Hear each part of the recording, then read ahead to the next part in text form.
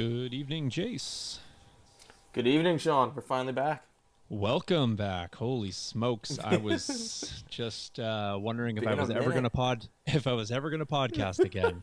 But accolades to us, mostly to me. I'm just gonna claim this right now. It's one of the busiest days of the year. It's the first day of school, and I'm still podcasting. So, I said I was going to do it, and here we are. First Tuesday that we can land here in September, and we are back, and we're gonna podcast. And if you guys didn't get it, Jason are going to hit a 2-week cadence, and we were just sort of talking in the pre-show. If you've seen our lips flapping but couldn't hear anything, and we're talking about kind of the reason, the structure, and what we want to do on the back end. So I wouldn't say that us doing once every 2-week podcast, at least at this juncture, is us trying to do less. In fact, it's actually us trying to do more. So we'll talk a little bit about that as we're going to catch up here. We're going to talk about all things that we did kind of over the last little month. It's been about a month or so. Ben was on the last episode, so whenever that dropped. And then talk a little bit about Friday Night Fights. I think we're going to roll a Friday Night Fight this week as well, which will be fun if we remember how to play Legion. And and then we're going to talk about the big news for AMG, the elephant that we'll unpack that's in the room. Dropped a few bit of I guess additional information, we'll call it that, some Q&A. We're going to get into that for sure. We're going to keep it to an hour tonight just because in the interest that I also have many things. I have homework to do for school, and I'm gonna make sure I get that done as well. But we wanted to catch up and say hello to everyone. So please, if you jump in chat, say hello to us because we'd love to give shout outs. And I seen Stan at the top there, and I'm absolutely very, very excited because Stan was away for a while. We missed Stan. But Stan is back telling us that Ahsoka episode 4 is just finished. No spoilers. Of course, Stan wouldn't do that. And I see X-Todd hanging out in chat, as well as J-Rod, friend of the show, the worst blood and plunder player I know. So that's how we define him. So Canadian Bear checking in as well. So Graham, always a fan and a friend of the show, helps us out quite a lot. So Jason and I we'll jump into the other one, so we'll catch up on that. We'll rip through the quick intro. It's a very, very short intro stuff. So I will drop through this. Jace will hit the social medias, if you will, Jace, for us. You bet. So don't forget to check us out on Facebook, Star Wars Legion Friday Night Fights, Twitter, or as it's now called X, and and Instagram at the Terrain Studio, and X would be at Legion_FNF. And, of course, check out our Patreon at The Terrain Studio. Yes, and I was doing quite well at keeping up with the Instagram. So if you are a fan or follow anything from the Patreon, or you're not a patron, but you'd like to know what's kind of going on there, I'm sort of sharing snips and clips out of the work that's happening in the studio, and that's getting shared primarily to Instagram right now. I'm also, of course, still updating the Patreon as well. So look for that. So if you want to have the cheap version and see the sort of snapshots, you can do that. If you want to do the paid version, which I'll talk about immensely, helps out the studio. Basically, everything that we do runs off the Patreon. So the bigger it gets, the more we can do, kind of thing. And of course, you get to follow the project, chime in on things if you have any questions. If you're a tier 3 member, I basically can do live chats with you, help you out on your training projects, and work kind of through that. It was fun because Big Jace actually was down last weekend, and he's working on some 6 mil stuff and was like asking a bunch of questions about what could I do for this. And so I can't extend this to every patron, but we went through the studio and just cleaned out a ton of stuff that he could then convert into his own project. So while I can't walk everyone through the studio, I can certainly walk through some good ideas potentially for your own projects if you want to implement that stuff. So we want to, of course, draw your attention to Friday Night Fights. We'll be running a Friday Night Fight this week. I don't know who's playing and what we're going to do, but we'll get that sorted out post-show. But we want to bring back as many of the old folks as possible and hopefully get some new folks out. So if we can entice Anthony out, which won't take much enticing at all, Jace, of course, will be out, to myself. So come check us out on Friday. You guys know the drill. We were, of course, on a break. We are back, returning in September. So look at us fulfilling the requirements that we said. And here we are. So, and we'll talk a little bit about, like I said, the scheduling and what we have upcoming. So And then last but not least, I wanted to update a little bit about the Patreon. So if you've been following along or hearing me talk about it, the Shire project, it is nearly 100% completely covered with the ground cover. So next is going to be the painting, and then moving on to the flocking, then on to the detail bits. So I was talking a little bit on the Patreon video that it's almost to the stage where it's just now hobby fun terrain work. It's no longer construction at this point. It's no longer like, the framing in of foam and sculpting and trying to maintain perfect corners, etc. It's all the things that nobody really wants to do, including myself sometimes. But now it's at a stage where it's really starting to look like something. And if you've seen any of the clips, like I said, go check out Instagram if you want to check out some of the things I've shared. It's really starting to look like something, and I think you guys will be super impressed with it. And we'll talk a little bit about how you might be able to see the finished project if you are at all interested. So let's jump back, Jace. Let's rewind back to let's say mid-August, when we sort of went off the air. I guess it hasn't even been a month. It feels like it's been a month, but I think we casted the Tuesday before I left, and I left on the 9th of August. So I think it might have been the 8th. So it's I guess nearly a month. So yeah, just about. All right. So in that time, Jace, what has happened to you in your world? All things. Well, I mean, I don't want to hear about everything. Like, I don't care what you had last night for supper, but you know what I mean. All the things. What's going on in the world of Jace? It was chicken burgers, FYI. But literally said, don't want to hear it. It's the first thing he starts with. Go ahead. Yep. My life has consisted of a fair bit of hobbying, fair bit of painting, built lots of models, and absolutely zero gaming, which has been unfortunate, but it was a nice break, and now I'm hoping to ramp back up as we get out of our nice weather. And besides that, most of my time has just been spent studying. Oh yes, Jason's on a study break, so yes. So fair. So school-related topics will be shared on this podcast moving forward on all episodes. Okay, well that's good, and we'll talk a little bit about what Jace's last point about getting into things. So since I left, if you guys remember, I was flying to the East Coast.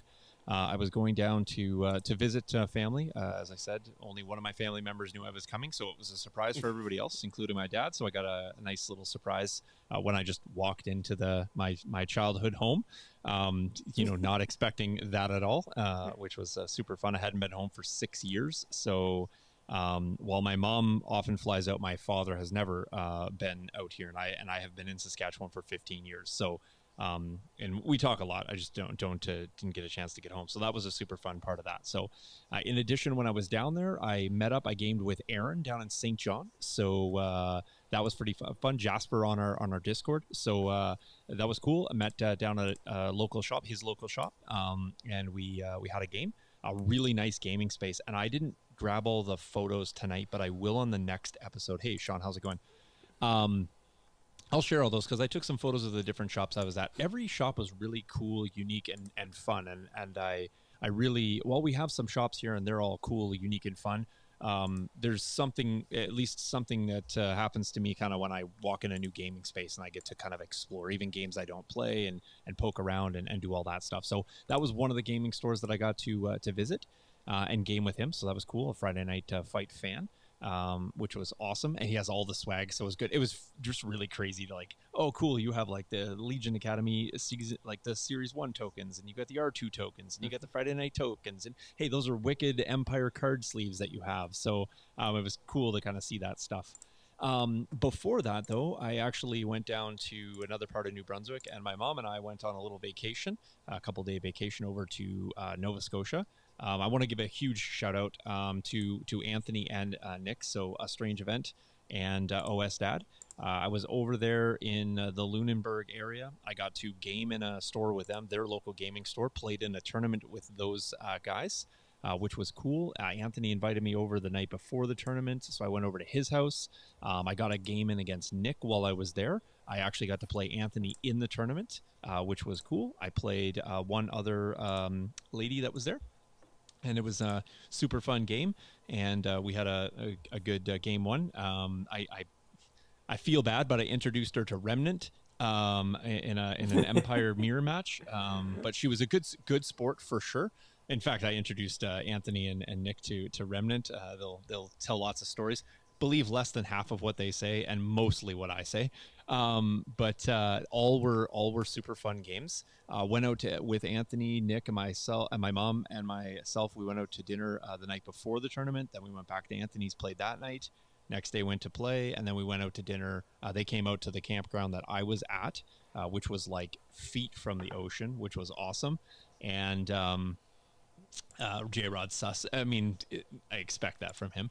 And we had a nice dinner as well. Again, the four of us. So it was really cool to talk. Thank you, Justice, for the welcome back message. It was really cool to just hang out with people that we talked to. I mean, they've been on our show, they've done some live streams with us, etc. We've played TTS games, but to kind of sit down and chat about things other than Legion was really cool.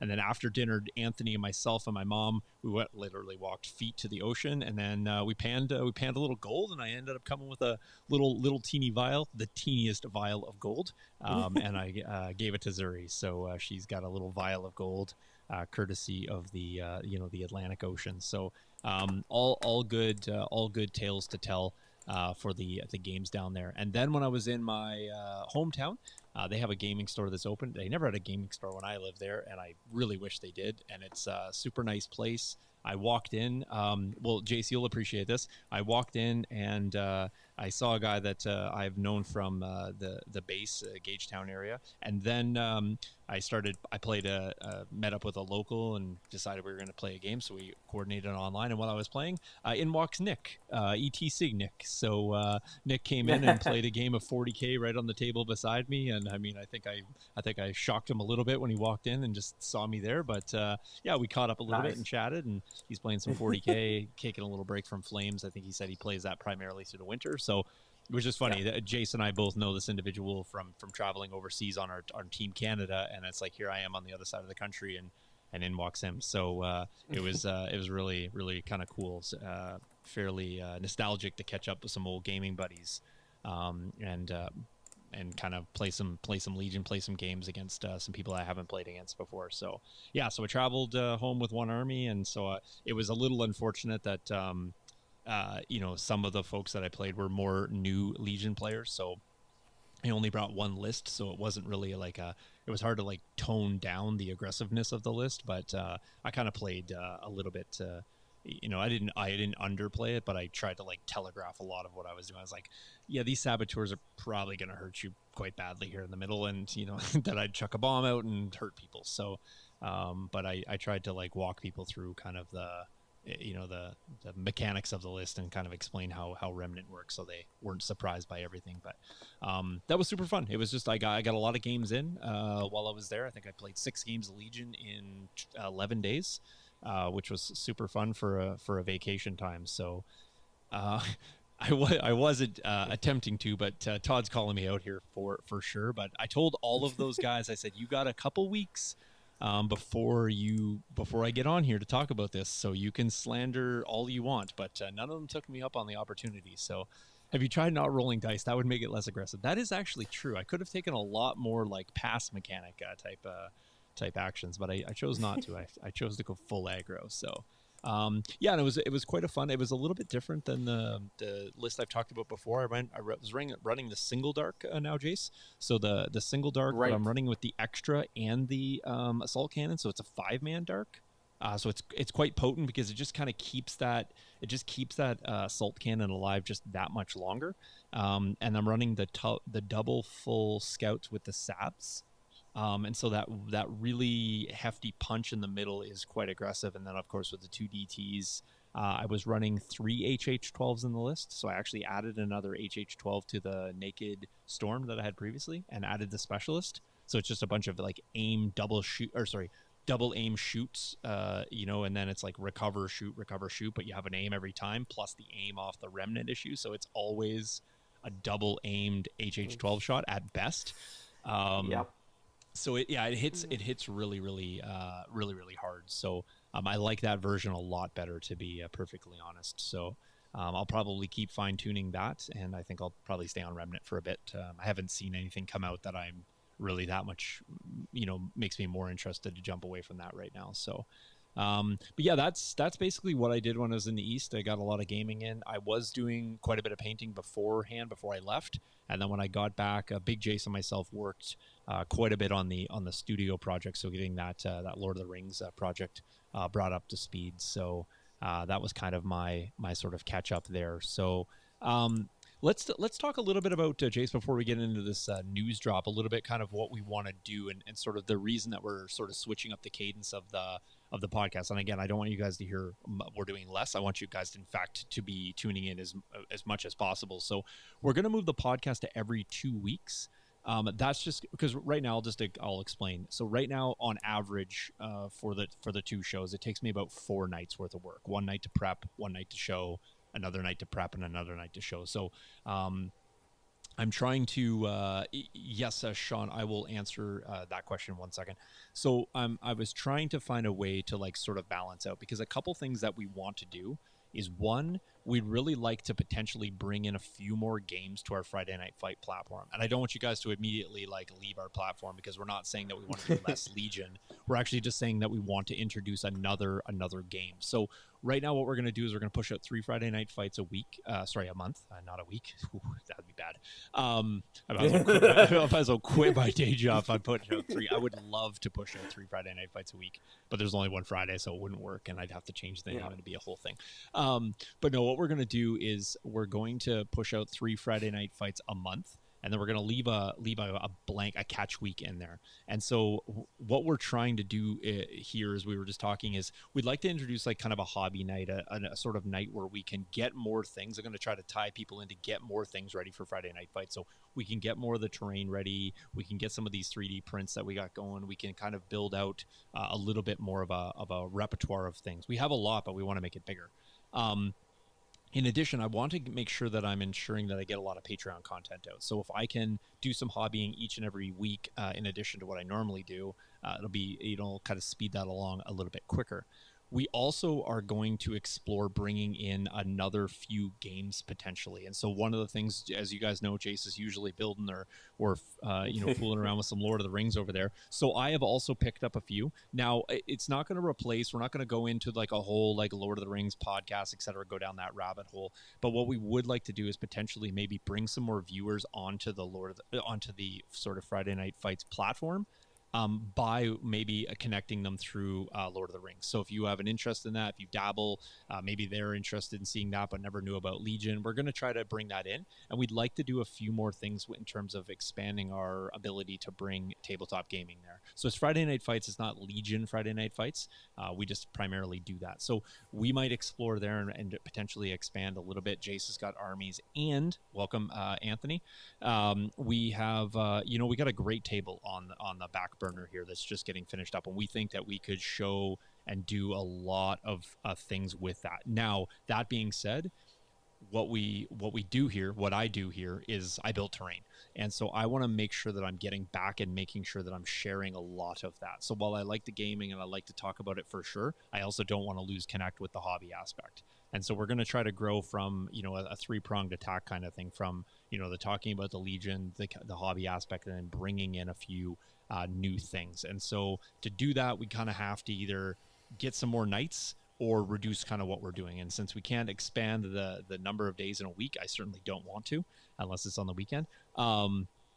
We're going to kind of just reduce the cadence. And so you'll still see us a couple times a month for this podcast, and you'll still see us for multiple games a month. So hopefully that is I think an agreeable position to take. Hopefully you guys understand the whole premise of that. It's do less to do more. And want to make sure that, I have to be cognizant of, how many things Jace has to do in a week and I have to do in a week, and anybody else we're trying to bring in to do in a week. And we're hoping to actually bring more people in. I think more people, more faces, more players just actually helps us build out. So that's what we're doing. But I fully encourage you guys as well. Like, if you truly want to support what we're doing in here, there's multiple ways to do it for sure.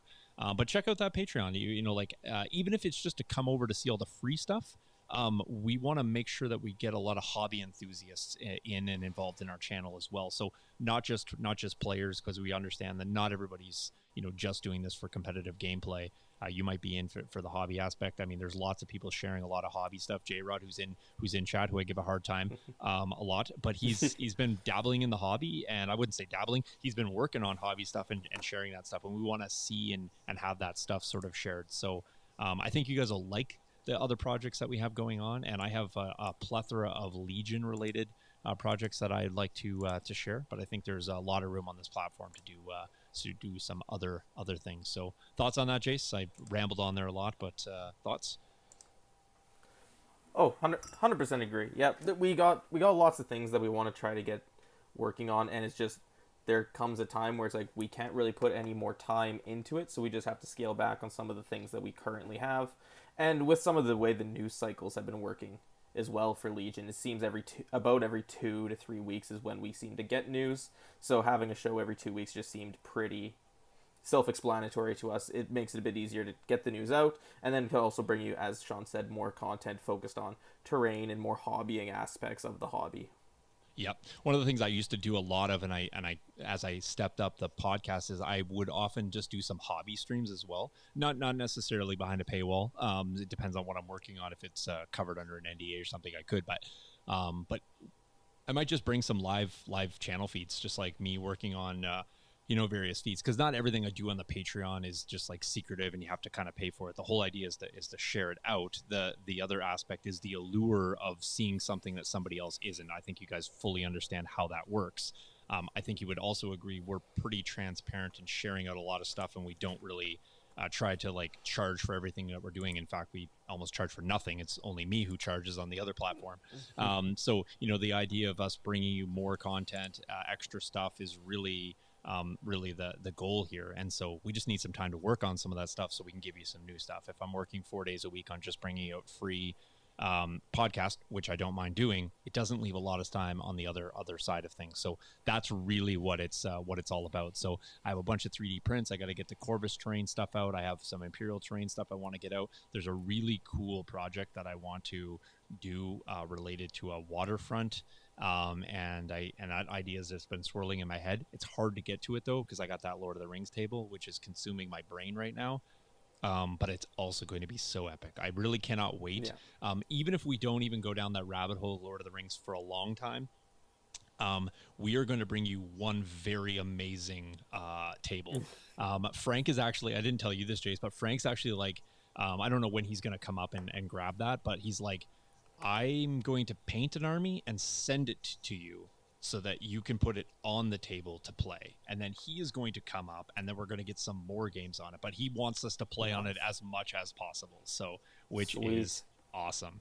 So new games, Waterfront BNP confirmed, says J-Rod. Okay, fair enough. Fair enough. So that's he's not wrong. It could be. It might be the Industrial Revolution / future, but yeah, we're gonna do a bunch of stuff. So I'm really looking forward to getting more content out for the hobby stuff, and I might even actually start interjecting, if there's a slow news week, just some more hobby stuff, because Joe and I used to do that, and I really liked talking hobby, and I enjoy that.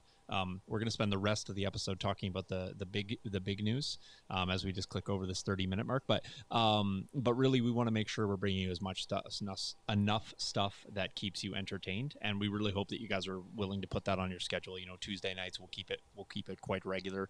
I think that we can live with that, and it's a little bit easier for us to go every 2 weeks and know that we can kind of move our schedules around to make sure we're kind of there on Tuesdays. I can sometimes promise that I will have to move them based on a school event, because sometimes I don't get the even though I am the boss, I don't always get to move a lot of those fixed points, and I also want to make sure that I am cognizant that it's the best day to do things for my school. Not that you guys are any less or more than them, but you guys get my point. We will bring you an episode every 2 weeks, whether it's on Tuesdays, that remains to be seen. So, all right, Jace. Well, I think we've enticed the people enough. We've made our case. They've either demonetized or deplatformed us, or they're still with us. Either way, we hope you enjoy. But let's slide over, Jace. We got a lot to unpack here, and we're going to do it in 30 minutes. So this is going to be brought to us by Pally, News from the Streets. Pally is confirmed to be, well, at this point, Pally, because we've lost him for 3 weeks. So I can't confirm or deny that he's even in existence. So, in fact, I know he is because we were chatting Dice app last night. So all right, Jace. I'm going to read this, and then we're going to get into the letters by letter that Atomic Mass Games has put out. And I want to just preface this, that I might be hard on some elements of this, but I'm also going to be as practical as possible, because I am not in sky is falling mode, but I will tell you that I am significantly impacted by this. And by a number of reasons, and a little bit miffed that I made a choice that I am regretting greatly now. And that is not AMG's fault. I'm not saying that right off the top. However, the more information you have, the better decisions that you would make. That exists in more than just talking about games. I like to be as informed as possible, and I wouldn't say that I was not, but I would say that there was some gray, and based on how things were working, I didn't see it going this way, and I'm hoping that there's still going to be room to explore this, because I would hate to miss out on an opportunity to play my favorite game at the highest level possible, and on something that I've looked forward to since playing it last March. And in fact, it's something that I looked forward to playing in, even though I got to play in Worlds last year, since 2019, Jace and I both. So this is really a gut punch to a lot of people, myself included, for sure. So let's talk about this. So AMG drops yesterday that they wanted to, this is on Twitter and also on the site, but it came out on Twitter, that's where I saw it, to help clear up the confusion around the 2023-2024 organized play kit. And we're gathering important details about the per minimum, report winnings, legacy invites, and more. And then you got to click here. So, and feel free, chat, to go off. Please be, I guess, as pleasant as possible. No slanderous statements in there, but if they're on point, they're on point. I'm not gonna argue with that. So let's get into this, Jace. We'll go through it here.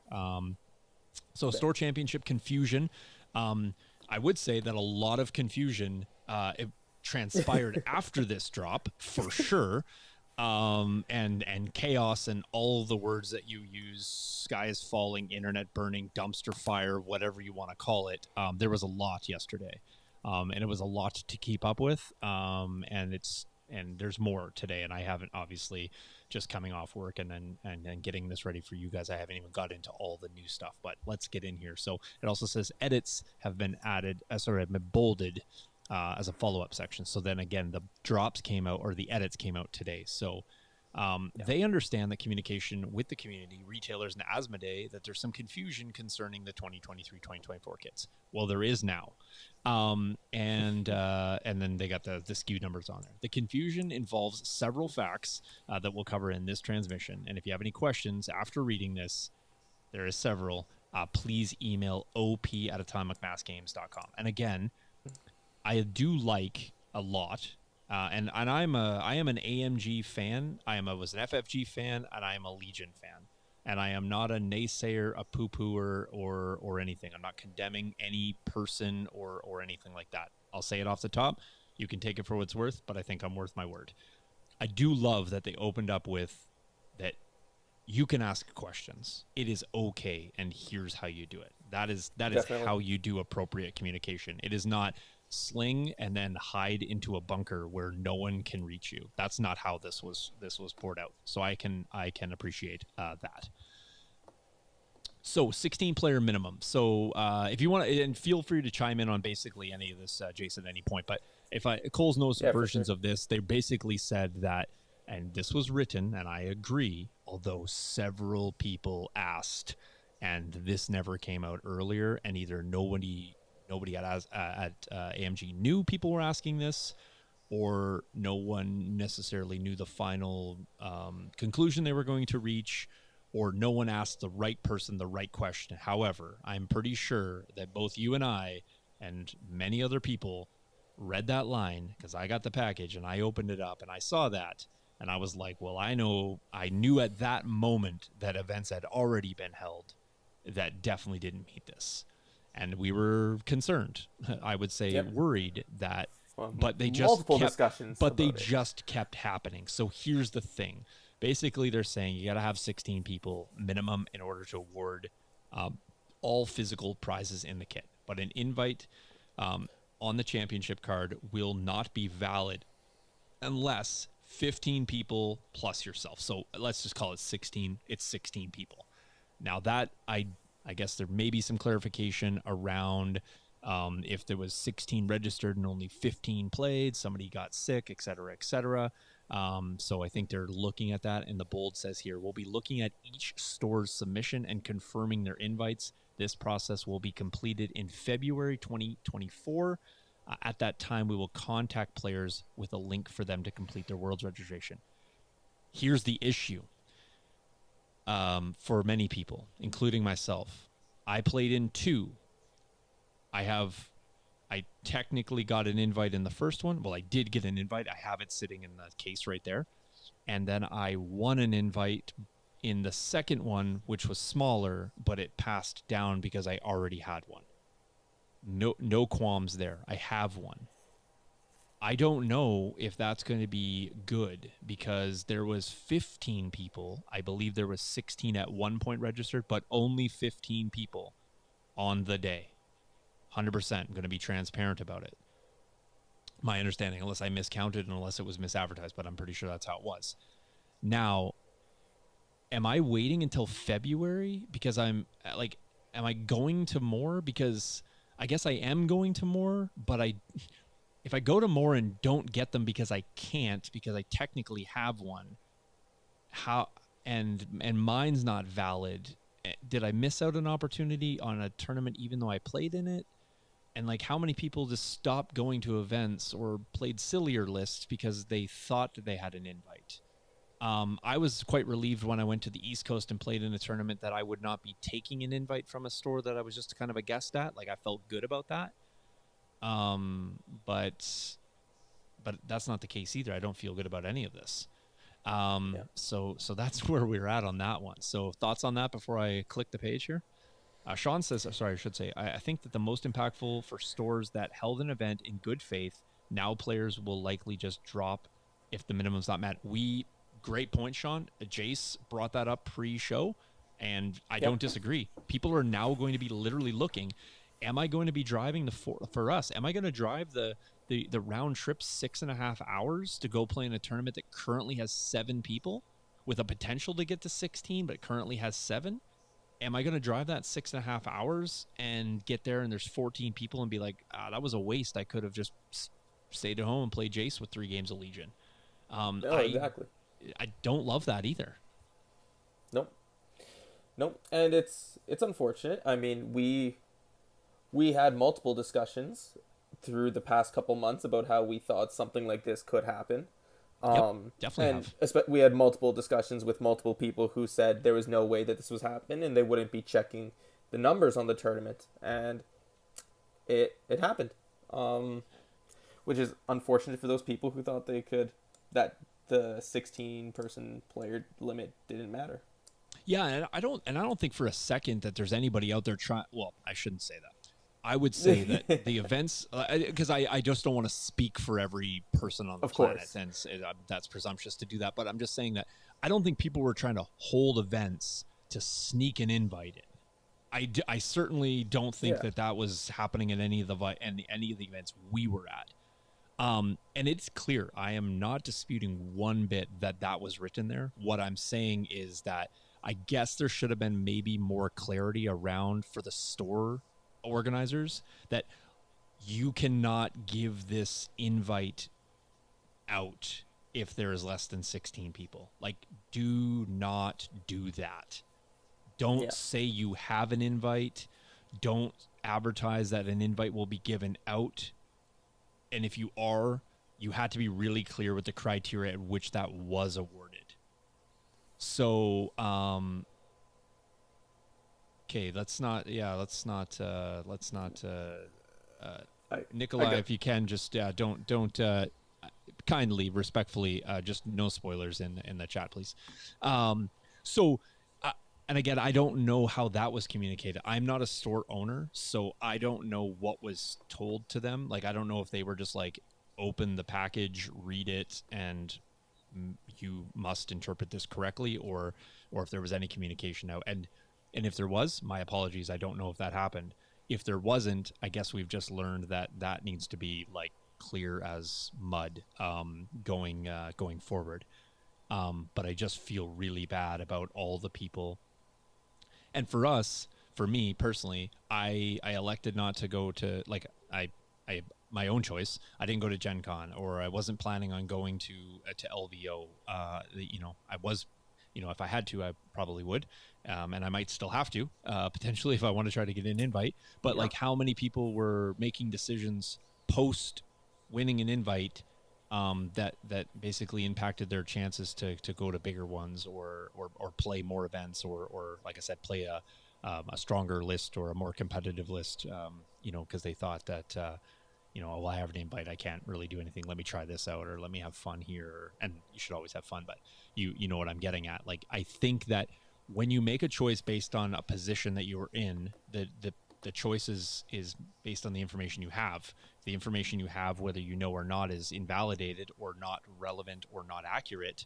You might make, non-relevant or inaccurate or poor choices moving forward. But you're doing it in the position that you're at that moment. We all just basically got course corrected yesterday with this information, and now everyone is making, choices moving forward. So just looking at this, reporting winners, they're going to have a Google. This is a new bold just today. So we're going to have a Google form set up to receive the information about the store championship winners. Event organizers should submit the form as soon as possible after your event. If the store championship occurs before January 15th, then it should be submitted by that date. If it occurs between January 15th and January 31st, please submit it no later. The other issue with this, Jace, is that we're learning September 5, September 4. The window at which you can now find and compete in events is smaller. Again, I will only speak for me, and I won't speak for you or anybody else, but my window to play the most events and travel the most is July and August. 2 months off, that's summer. What I can do. The inability to travel begins September through June, except for holidays. So March, I line that up, but I spend a week's vacation to go compete in Worlds last year. Like, it's not conducive to me to go play a bunch of events. But July and August. Now, for other people, calendars fall differently. Maybe you have your holidays fall on, non-holiday holidays. You take them when you want, or maybe there's more localized things, or maybe you have opportunity to go to. But the window of time has now shrunk significantly for a number of people to now compete. And this is not a woe is me, and it's not as woe as everybody else. It is what it is, unless there's going to be some sort of, I would love to see some sort of like, you know what, we realize that this should have been clearer. This is what we're going to do now, a good faith gesture, and then let's clarify this going forward. And we do that a lot in a lot of systems. You recognize, like, oh, we maybe can't go all the way to full compliance because there was a lot of gray and interpretation in between here. We're going to have this sort of soft landing point, a clarity point. We'll kind of grandfather or move these things through, and then we're going to set some hard deadlines going forward. And I'm not telling them how to run their business or how to make decisions. I'm just saying that there's a lot of things that happen where they're sort of like moved up at a progressive level and not necessarily a full, cleave at a certain point here. So, I don't want to miss any of the chat there, Jay. So if there's good things in there, just throw them at me here. So they do talk about the competitive season here is from May 4th until January 31st. But from May 4th till September 4th, I think a lot of people operated under one sort of interpretation. I get that it was written in black and white. Not everybody read that tournament document. Not everybody was presented the opportunity to read that, or not everybody had access to it. And when I say access, maybe they didn't have ready access to it. I'm sure they could have found it or requested, et cetera, et cetera. But like I said, the main thing is stores probably should never go, here's the invite, unless it met that criteria. And I just don't know if they all knew or that was a threshold that everyone had the ability to know. So, or, it, and you and I both heard this, Jace, from different sources at multiple times where people were like, they aren't actually upholding and nobody is checking the numbers. Now, I don't take that with a grain of salt because I don't know who nobody and everybody is, but I think there was some people that were effectively thinking if they were close or near the threshold that would have been fine. And again, I don't think people were trying to run 2-man events to make sure everybody gets an event. I'm just saying that I think there was integrity in the events that were held, and I just don't think they met the criteria, and that's where we are right now. So, and then they talk about a delay in SWK 49. So that's Armada. That's Armada thing. Armada doesn't need to hear any bad news, but there it is. Legacy invites. They're used to it already. Yeah, fair. So invites were awarded prior to the pandemic were rolled over for Worlds Adepticon in 2023. That's great, and I think honoring that is precisely kind of what I was talking about in terms of like sort of moving at a progressive pace that's gets you to the endpoint that you want, but gradually. But they are saying that they will not be honoring any of these historical rollovers. So to earn a place in 2044, you need to win an invite in the season. And I'm okay with that because that was pretty articulated down the road. They're just restating. Also how it should be. Yeah, and I think they're just restating a point that I think was quite clear. So once the Worlds was held, you ceased it. You can't hold on to that kind of forever. So the winner of passing down invites, the winner of each store championship should be awarded invite to World Championships unless that player already possesses an invite, which is what happened in my first event. Then it should be passed down to the next player ranked in the order and that does not have an invite. So now I have the invite. So how does that work? If the invite is passed down and the store or the EO should report the invited player as requested in the reporting form. Again, if it's reported, I'm now not hearing until February. What am I doing in the interim?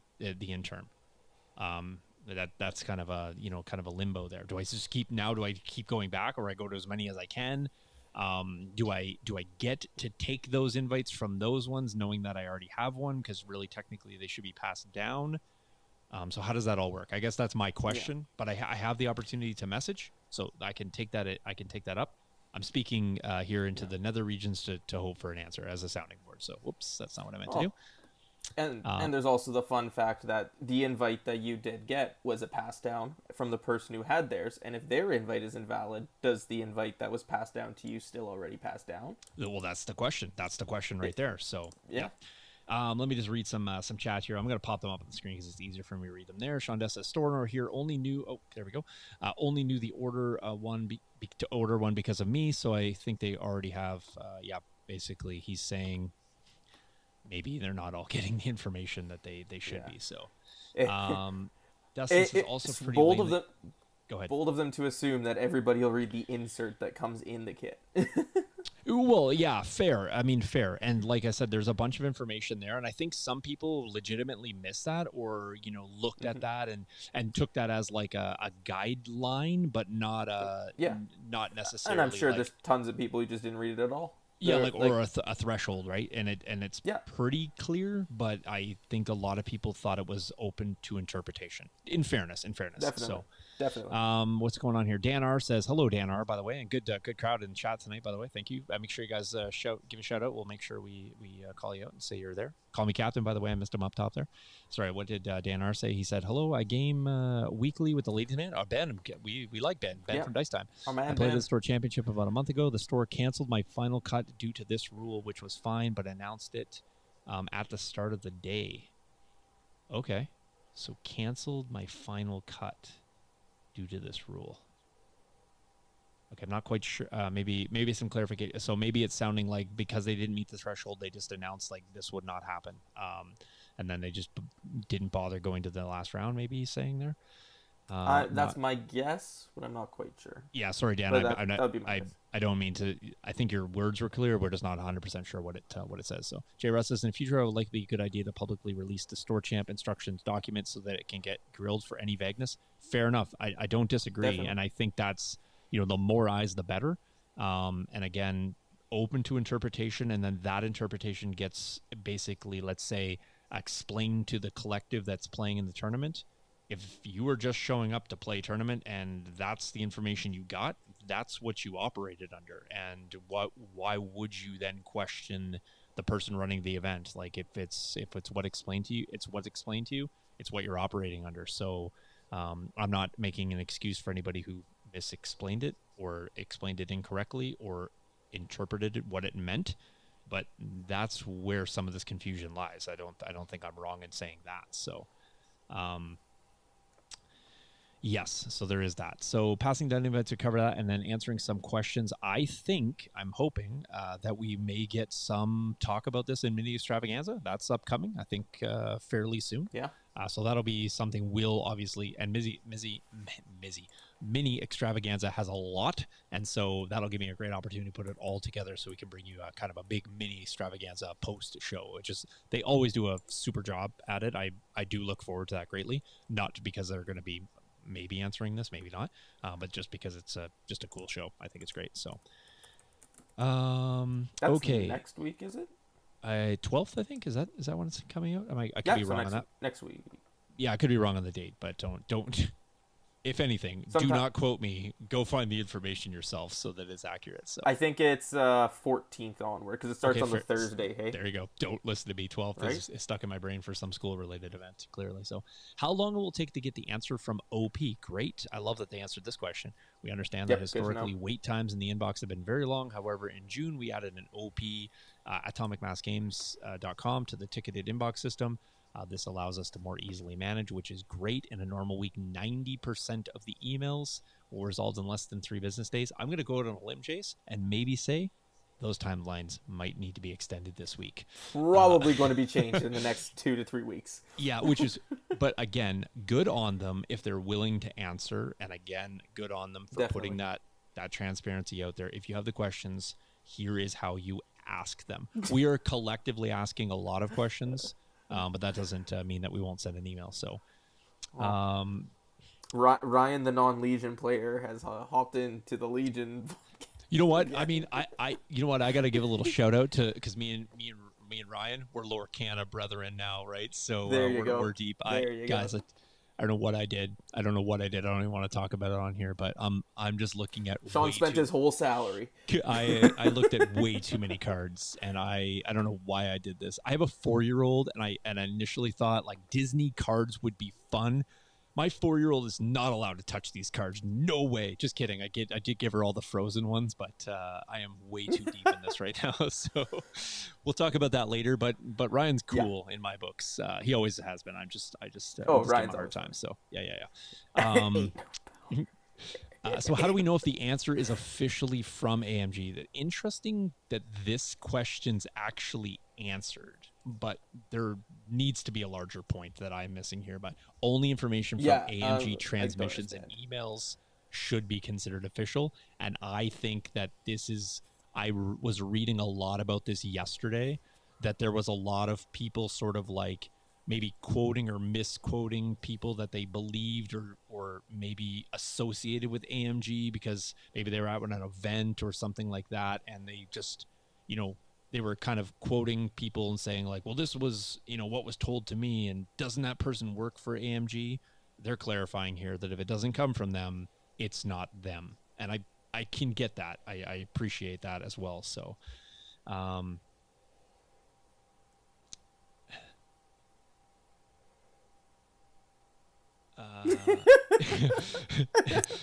Dustin, I'm reading this. I'm just making sure we're okay. So,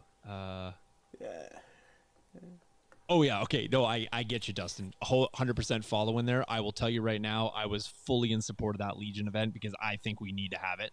I'm not saying we won't, but we are in full. From this studio here, we will make the Legion event happen when we have the space and the date. That no problem for sure. Yeah. So, yeah. I'm not. What is that word? A Lorcana? What is that? Oh. What are you calling me, Ryan? I can't even put that on chat. That doesn't seem appropriate. That doesn't seem appropriate. All right, but yeah. So, anyways, official AMG correspondence will come from AMG. So use the OP at atomicmassgames.com. Will there be a last chance qualifier? Big question. I had this in my Yes, brain. there will. That was a huge question. Now, here's the thing, Jace. I'm still of the position and kind of torn. So Anthony and myself, we're all booked. Like, we have hotels booked for Adepticon. Here's And the Anthony problem. no longer has an invite. I no longer have an invite, technically. I'm quite sure yours might, depending on what they say about the person dropping. But I don't know. So here's the problem. I'm not sure that I want to give up a week's, and no qualms to people who do. Like, if it's proximal to you, no problem. And I'm not saying that I would only want to go to Adepticon to do that. But let's be honest. I'm going to go to Adepticon to play in Worlds for Legion. That's what I would go for. I'm not sure that I'm prepared to give up a week's vacation, the time, the money, etc., to go down for a chance to play for the next few days. I want to go down knowing that I can play. I would not go to an amusement park hoping to ride rides. And then my default is I watch other people ride the rides. Like, that's my logic. So while I love that there is a last chance qualifier, that doesn't really do a lot for me. Does it do a lot for other people? Yes. So I do like as a whole that they have that. But I'm not that doesn't excite me that much. I was just curious because will they offer other people that chance? Great that they're going to do it. But it's not for me. It doesn't get me excited about Adepticon unless I can go down and have that. I did enjoy watching people play that, but I watched people last year knowing that I was going to play tomorrow.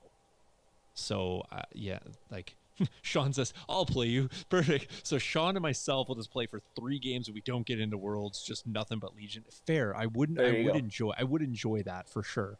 But I think you also get my point. So, Call Me Captain says, to be honest, being an Aussie, most of this stuff doesn't matter too much. And that's a fair point too. Yeah. And I'm not sure, I can't speak to the numbers, but I don't think you guys have proportionally the same number of even opportunities to win an invite, let alone travel.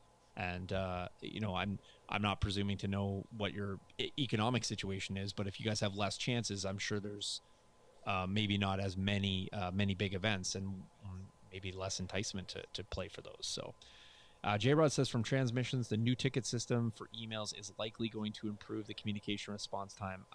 Yes, probably why there hasn't been an improve as of late. Yeah, fair enough. Also, I'm just going to point out, just because, and I haven't seen it, and maybe there's a delay with all this stuff, but the website was supposed to be done in August, and we don't have that yet. So, but here's another thing, though. I'm hoping, and I just mean this as a net because we thought it was going to be out. I think having a website where maybe things can be like splashed and more prominent and you don't have to go into the individual games, this information might just be more widespread and just maybe a single source for more things. And I think that will be also good. And I like Twitter. I do think that AMG does a great job at keeping up to date on Twitter for sure. But yeah, I think a website would be helpful. And, especially if you could see like a Q&A, like even as these responses come out, I would love to have a ticker down the side just like answering these questions. And so, because I don't think OP needs to have the same question answered 500 times. If they could just put out like even an FAQ, like, hey, asked and answered kind of thing, so that they could trim through that sort of, and then they could just reference people back like, oh, that was answered in the FAQ or whatever. So, yeah.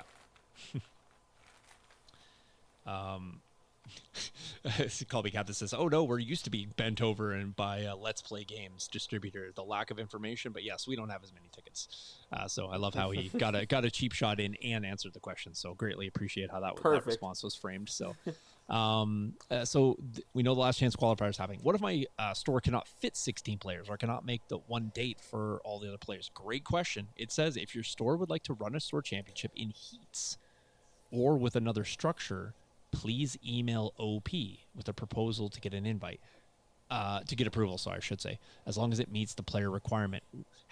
Jace, speculate. How is this going to work? I'm assuming you get a small store and you run 2 heats of 8 and then have the winners come back on the end of the second day and play a game. Question for you. can we just run infinite numbers of heats of 8? Let's just say we run 8 heats of 8, but the same players just come back. And then you like, how does that work? Well, I'm Yeah. like, what if we run 8? So we have an 8-man tournament and we say, okay, the top 2 are going to move on. And then we're saying we're going to run another heat of 8. Can you have this? Can 6 of those players come back and play in the next heat, a la what was allowed to happen at Gen Con, where if you didn't qualify in heat 1, you could roll over and compete in heat 2. So could you have 6 players, 2 new, have another heat of 8, and then move another 2 people up? Right? Like, since it happened at a major event, like, what's to say you can't? Mm-hmm. But that's probably one of those things. I feel like that's why they're making you email them in advance. Yep. Oh, 100%, Anthony. Like, I get there's lots of logistics around this. I do like that they are giving some, let's just say, I'd say a window. I wouldn't even say that there's an opportunity because they still have to approve it based on your proposal.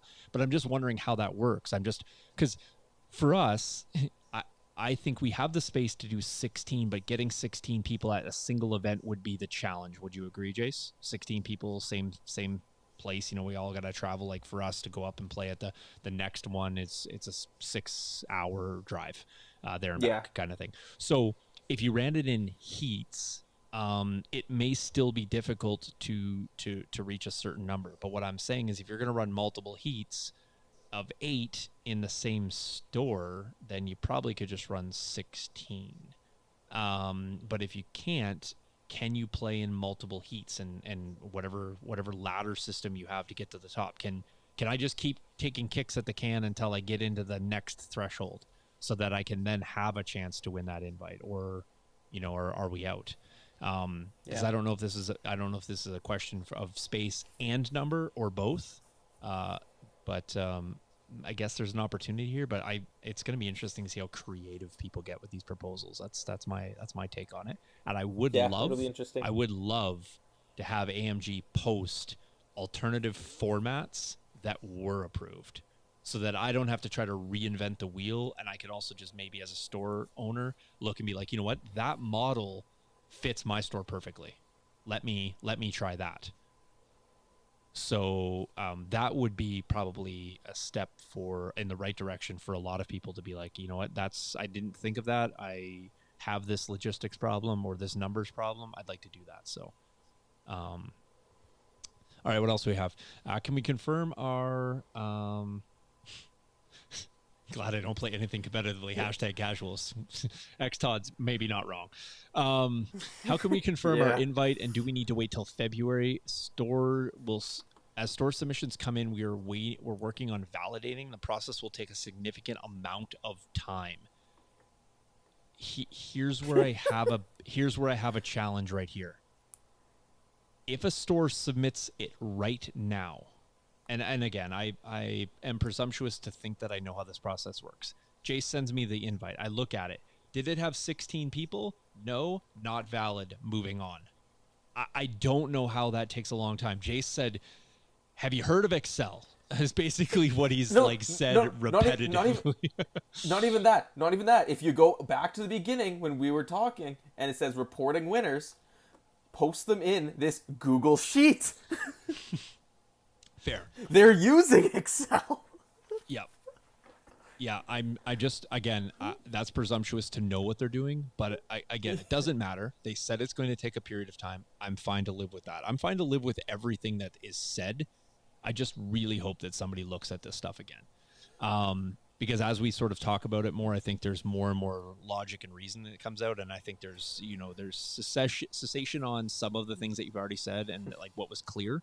But then there is also the reality of what was communicated out and interpreted and done. And I think there's a large disconnect between those two right now. So, and I think that's where people are, gut punched. So once we have that, they're going to confirm in writing and then basically put that information out. But it still seems like it's going to come quite late, and you're also going to be susceptible to the pace at which the stores are going to submit it. Now, they've asked the stores to submit them in a timely fashion. but I'm going to be a little bit, sharp here. They also asked stores to interpret the rules correctly. So there's not always that's going to happen. So what you're asking and what gets done is two different things. And I'm not saying that stores are intentionally doing that, but yes. Yeah. I do know of events from like 2 months ago that have not yet been submitted. Right. Which yeah. is an issue. Yeah. Well, it is what it is. That's fine. We can't make them work faster, and I 100% subscribe to that as somebody who sometimes is susceptible to the asks and the ability. But I'm just saying that the longer things wait, the more in limbo some people are, and in fact might be more than just some. So, how were the retailers told about the requirements? I know we're at an hour 5 here, Jace. We only got, I think, maybe 3 left here. Yeah, we're very close. Yeah, how were retailers told? So the 16-player requirement for the store championship was listed in the information sheet for the kits and has always been the same. 100% agree with that statement. They are accurate. It is there. Read it myself. No problem. You can see the wording included in the paperwork, and I think that is on the next one right there. I will read it. Word for word here. Participant requirements. Each store championship must have at least 16 players and exactly one tournament organizer. Not 100% sure about that to clarify one, but the tournament organizers or another leader or head counselor should have demonstrated knowledge of the game rules and event regulations. It's interesting that you have a tournament organizer or another person, but it was very clear that you have one tournament organizer. It almost seems like you have one, but then it's okay to have one and another person. But anyway, it doesn't matter. Please read the fundamental event document and the Atomic Mass Games floor rules for definitions of these roles and responsibilities. Leaders are permitted to also be players in the tournament, so long as there's another leader present to make rulings for the first leaders' games. So you can have a tournament organizer, a leader, and then they can play as long as you have another leader to validate that. Fair. That's what that basically says. Now what happens if they play each other? I think some of the floor rules, though, even at an AMG sanctioned event, I'll call it sanctioned, maybe that's not the appropriate word, I don't think were followed. And I am just going by interpreting entirely what Ben reported to us from the Gen Con event. So, and maybe I'm wrong on that, but I'm literally reporting what he said happened and, what players were asked and what was decided and what was options and all of those things. And I don't think those are in the document.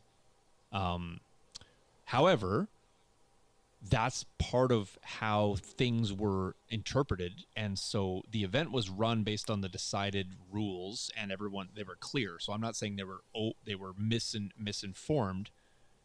But maybe they weren't followed. Maybe every single event that's been run so far has had some variance in it and some sort of interpretation or alignment with what they believed the document was saying. And I think that's probably how it's going to be, because it's really tough to make sure everything is run unless you have sort of the same entity running every single thing. And that's not possible with these store kits for sure. So, yeah, that's interesting. Will you allow exceptions for if a player or a store would like an exception to the published tournament requirements? They will need to reach out. This information would have been great on May 4th. That's when we needed that information. I don't know if there's retro ways to ask for an exception, because that's not sure. Like it says if a store would like an exception. Yeah. That doesn't necessarily preclude it from being retro, but I don't also read that it is. But I think that line right there, Jace, should have been written right below that participation requirements in the original document. 100%. If you cannot satisfy this, or you need an exception to the above, please contact OP at atomicmassgames.com. Now, in fairness, that might not have been set up, but some line along that, Right. that if you can't meet this, here's what you do. Ask the question, whatever answer you get back. I'm not saying they had to give any particular answer. Whatever you got back is then your guidance going forward. It satisfies this came from AMG officially, and that is then your rationale for any decisions you made there going forward. It wasn't this, but AMG approved this. Or we couldn't meet this, so we asked about this. They said no. Sorry, players, we're going to have a tournament, but we can't give an invite out, and here's the reason why. That would have fundamentally, I think, helped to clarify this and many other potential questions. So who decides how many store invites are given out in the kit? Well, that's basically... Distributors. Yep, distributors. Yeah.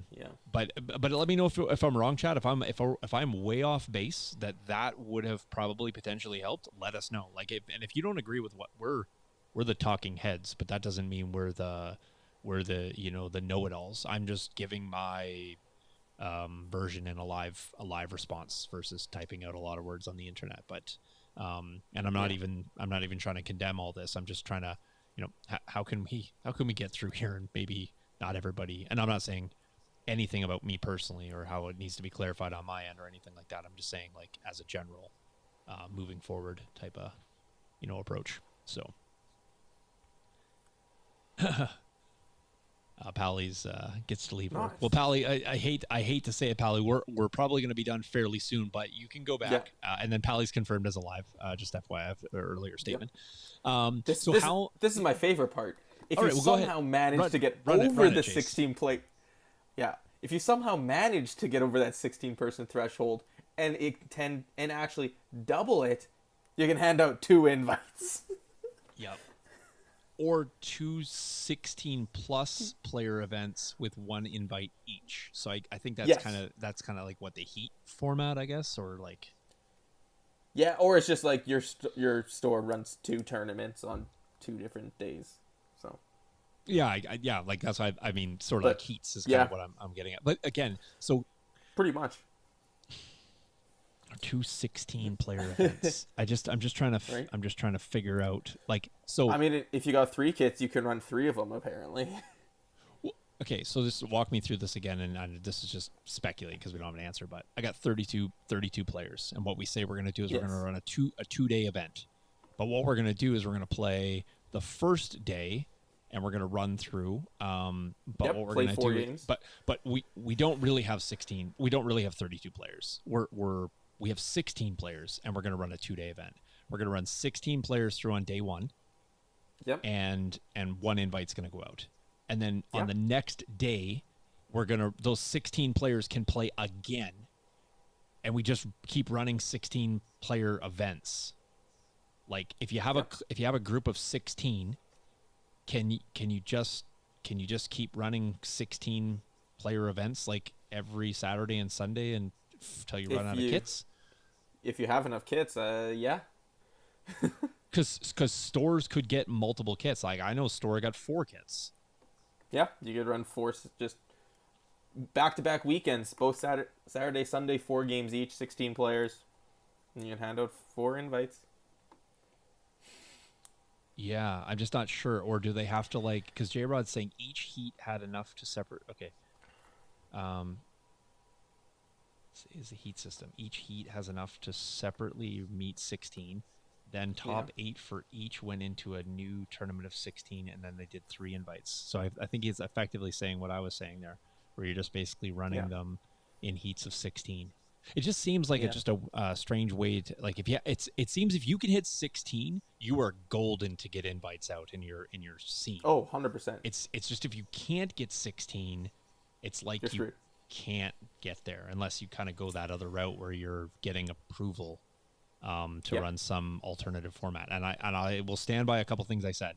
I think the line around if you need an exception needed to be in there, point blank. And I also think that AMG could do us all a solid is if there's any cool and creative ways that stores are able to manage. And again, AMG would approve it, so it's not like it's a hanky way of getting around the rules. Whatever cool formats that they approve that allow people that either have space or player limitations, to still get these out, great. Here's a problem that we didn't talk about, Jace, but we might as well bring this up. What is the likelihood of all those stores that maybe already used all their kits up getting more kits in time to then run more events to get out the invites that they thought they already gave out before? Yeah. Yeah. It's like, are they going to be able to get those back? I don't really know. I don't know if I can ask OP when my local store is going to get more store kits. That is something that I don't think I would be able to send an email to ask, but I would ask this question here on this platform. Are stores going to be informed of a potential resupply or a potential to allow a window of rapid reordering of these kits so that they can run events that they've already run that didn't give out actual invites? Like that would be interesting to know. Or will there be some other method where they can do that? But I will tell you right now, it's going to be harder for stores to get tournaments if they don't have the prizes to entice people to come out. And I'm not saying that everyone comes out just for prizes, but they certainly get people out, and they certainly get people who are, let's just say they know they don't feel confident that they're going to win, but they'll come out because they'll get a participation prize. They're going to try for some things. They're going to try for some swag, etc. Those are the people that will buff your numbers in your local event. If it's straight up like, we just need numbers because so-and-so would love to get an invite because he's the only guy in this local scene who's going to travel at all, pretty hard to just get people to come out to top those numbers up. So, for sure. So, yeah, it'll be interesting. Yep. J-Rod saying some stores have already emailed OP about trying to rerun the events. So, I guess we just have to wait and see what OP says, but I am intrigued to see what they do with that. Yep. But I mean, if not, well, there goes half the invites for the year. So if we were worried about Worlds having too many players, don't really have to worry about that. Well, yeah, we'll close off some final thoughts here as we wrap this up. But I had heard yesterday, not official, not from Organized Play or AMG or anything like that, but like some people in this might be speculation, but you know, it's out there, so I think I can share. But saying like maybe as many as like 60% of the tournaments that have like literally been run may have been invalidated. I think you could do it. I think you could figure that out. I think you could just go to like, you know, Game Uplink and probably look at you know, the ones kind of run from May 4th to September 4th, and this may have been where this number came from, and then just basically say like, of all these tournaments, X% was Shawn also saying it's roughly 60%. All of these tournaments didn't meet the 16-player threshold, whether they were all store Worlds invites or not. But I think that that number is big. That number is large. That's crazy. That is insane. So that Carson Watkins, welcome. Sorry, is that Carson? Kaysen. I haven't seen you on here, but welcome. Saying a guy who organizes for Spokane posted on the Facebook that there is an appeal process he submitted. The guy who won the last tournament for an appeal. Okay, cool. I think maybe going back the couple here, Kaysen, I think maybe falls into this one right here, that the process is going to take a significant amount of time. So it'd be really interesting to know how long, and I'm sure it will hear, for people to sort of get that information back. I think that confirming the ones that are like straight up clear is going to be fairly easy. I think why they're saying it's going to take a long time is because I think maybe they're anticipating a lot of people might be going through this whole, as you've pointed out here, this appeal process, this asking for an exception, seeing if that gets approved, and then submitting and say, oh, well, based on the exception, here's our winner and here was the format, or et cetera, et cetera. So no doubt, and maybe I go back to rescind my previous thing, maybe that's where they're kind of foreshadowing that this will take a significant period of time. Because I don't think it would take long to be like, we had 48 people at this event, this was the winner, all good. You know, the winner is the winner, and moving on. But it may be the 15s, the 14s, the 13s, but we had 18 registered, but there was I'm just thinking things we have. Forest fire and people couldn't drive. And like, you know, there's lots of things that could potentially change the forecasted numbers versus the day of numbers. I mean, you and I have been to enough tournaments to know that anticipated numbers are seldom what's on the table, across from me kind of thing. So, yeah. Yep. Shawn says, do you think the tightening of the belt, so to speak, happened due to these distributors putting out too many of these kits? I mean, I don't know. Would you not have, would somebody not have a grasp of how many Worlds invites were like potentially available, and You'd hope so. and maybe forecasted like potential numbers? Like, I know you're not going to have everybody who gets one come. That's just not the reality of it. But maybe like stores being able to get multiple kits, maybe there should have, and I know they can only give out one, but maybe only getting one kit should have been the thing.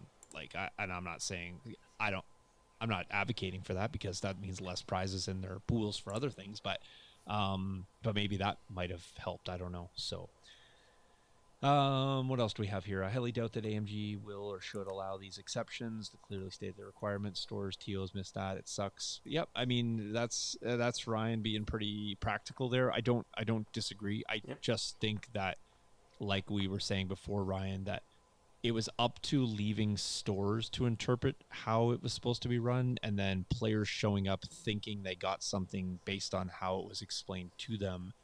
That's a feels bad too. Like, if I could take a, my own example, if I interpret an administrative procedure that's put out by my school division incorrectly to everyone on my staff, and they implement that procedure based on what I explained to them, when somebody takes them to task on it, some of that has to be on me, if not most or all of it. So, it's tough that we're taking it out on the people who got these invites based on how it was presented by the organization. And I'm not saying that they didn't correctly interpret the OP document clearly, but that's how it was presented to the winners or the people who participate in these events. So, yeah. So Pally says, so what happens what happens if I go to an event, win an invite, then my previously invalid invite appears? Sorry, this is many words here. Sorry, let me get it properly. Invalidated invite appeals is approved. Does my second invite then pass down or disappear? I sort of asked some a roundabout way similar, Pally. We don't have an answer, but fair question. So, yeah. I don't disagree. There's 5 kits I confirmed that exist in Green, is that Vickle, South Carolina, or yeah. Yeah. Yeah, there's a lot out there. So Ryan's, and I'll finish up here. So AMG is presenting their side really well. Would not be surprised if they put it on the stores, that they're the ones. I agree with what you're saying, Ryan, and I think that's what we've been saying. Is I don't think this was not unclear from AMG in the original document, but the problem is that original document wasn't widespread and wasn't distributed and wasn't posted, and so not everyone got a chance to get in that. I mean, like I said, we talked about that with several people and I have that document, so and mentioned that in several places. It's just not how it was widely applied, and so I think there's just there's what it should have been, what's happened, and now all the things in between is where we're at. So, yeah. But that is just where we're at, Jace. I think it remains to be seen. I mean, AMG came out with some information today, some clarity, maybe some more, maybe at Mini Extravaganza. I'm sure they don't want to detract from all the awesomeness that's going to be. So maybe this doesn't get touched at all. And I wouldn't also feel like it's, shady to not address it there. That's probably long been scripted, planned, organized, etc. So if they just press on and do that, fine. I don't expect that platform to be another avenue to open up about this. I'm just hoping that there's some clarity in this, and I'm hoping that, and I'm quite confident that this will not be a thing going forward. I think everyone will have a fine-tooth comb out going forward. I just don't personally. I don't know if I will even have a chance at another one, to be perfectly honest, which is kind of disheartening, because I just don't know if I can then plan an Adepticon trip. And there's tons of things to do there. I just don't know if I would, I should say. So I could. I just don't know if I would, based on that. So, and then I just don't know moving forward, Jace, if we're gonna hit that 16 threshold. I guess the guys that want to are just gonna have to make more plans to travel further. But is that possible for everyone? Like, it's gonna be tough for us no matter what. So, definitely. Shawn, what you say about dumpster fire in the chat extravaganza, absolutely going to happen. 100%. I feel bad for the moderators of said chat, because they will be actively and busy. So, yep. So also tonight's episode is, I'm not sure what that's in reference to. But we'll get it all sorted out. But good chat, Jace. I appreciate you coming on. And we hit that 90-minute mark just like we said we were going to. Right off the hop. So hey, we're under 90, so I think that's fair. But hey, I think we owed the folks a little bit of a good chat. Chat has been active tonight. We do appreciate that. Community extravaganza chat is disabled. 100%. That actually is that's just straight wise right there. So Pally is often pure truth. Yeah, he is not wrong there, but let's hope so. Leslie is on here. Welcome, Les. Les, local for us, relatively local, says you actually couldn't submit the Google form as a store owner without 16 players. Interesting. Well, so there's a lot of unfilled Google forms out there, that's for sure. So all these people holding their invites, and the store just never submitted it because they didn't have enough players. J-Rod, several people are typing. That is quite accurate. So, All right, guys. Well, hopefully you enjoyed our little bit of a chin wag here tonight, catching up, laying out all the things. We will be back Friday. We'll do the whole thing again. Good chat, Jace. I needed a good laugh. I had a great first day, actually. So it was a pretty stress-free day. But I also was feeling a little anxious about not getting on here and hoping people were still willing to come check us out. What is happening in this chat right now? So. Yes. You guys carry on in the chat. Feel free to comment and come back and check us out. We'll be back in 2 weeks, I guess, for the Tuesday, Friday, if you want to come see us. And then we haven't exactly set out the Friday schedule, so we could be back-to-back Fridays, which will be super fun. Jace and I are going to get some practice in for the Lord of the Rings, so that when we bring that to the top, tabletop, we're versed. I mean, I will be versed, and we'll have a few players for that as well. So I'm gonna show Jace all things Lorcana, and probably smack him around with a little Goofy and Mickey Mouse action. So stay tuned for that. So all right, have a good night, everyone, and we'll catch y'all later. Cheers. See ya.